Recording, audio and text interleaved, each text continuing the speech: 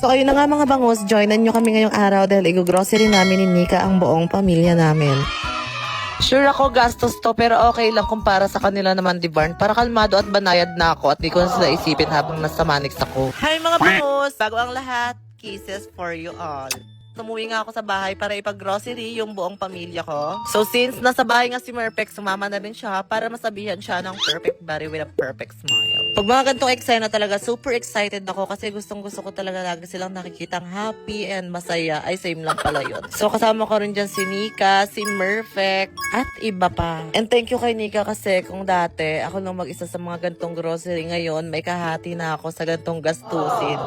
And super happy ko kasi sa mga gantong gastusin, tinutulungan talaga ako ni Nika. Hindi siya pinipilit kundi kusang loob talaga siya nag-o-offer. Kaya ko lang naman naisipan na ipag-grocery na sila ng maramihan kasi para hindi na ako nag-iisip habang nasa Manix ako. Kasi minsan nai-stress ako pag nag-chat sila isa-isa na wala na kaming ganyan, wala na kaming ganto. Kaya naisipan ko na isahan na lang para wow at fantastic baby. Tsaka since sa Manix kami ni Nika nakatira, minsan lang din talaga kami makauwing Pasig. Kaya nilubos-lubos, tinodo-todo, sinobra-sobrahan ko na. Jumbo hotdog, kaya mo ba to?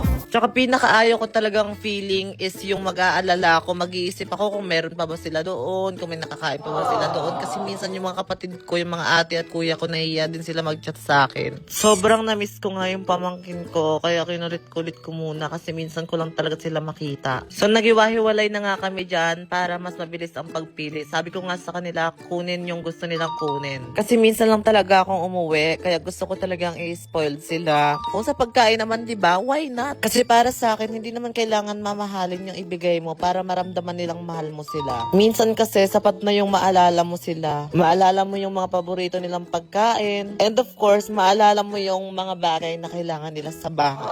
Alam nyo, habang namimili ako dyan, naiisip ko talaga na hindi lang grocery yung nilalagay ko sa cart, kundi pati peace of mind ko rin. Kasama dito yung pagmamahal ko, pag-aalala ko para sa mga kapatid ko. Kasi alam ko, pagbalik ko ng Manix, hindi ko na naman sila makakasama ulit. Kasi syempre, work, diba? Para sa future. Wow, naging MMK na lang talaga tong vlog na to.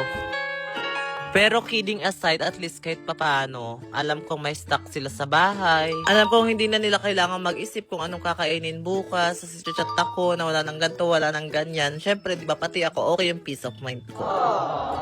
Kasi sa totoo lang, ang sarap lang sa feeling kapag ikaw naman yung nagiging sagot sa problema na dati ikaw din yung humaharap. Hindi man kalakihan yung nabibigay ko sa kanila, pero surely galing to sa puso. So yung mga nakikita nyo na yan is yung mga kapatid ko, and sila yung mga nandito sa Manila. Yung mama ko at iba kong mga kapatid is nasa Mindanao. So lahat na nandito sa Manila is binilhan ko na rin ng grocery. Sabi ko nga, pag meron ako, hindi ako madamot. Di bali nang walang matira sa sarili ko. Mapasaya ko lang kayo.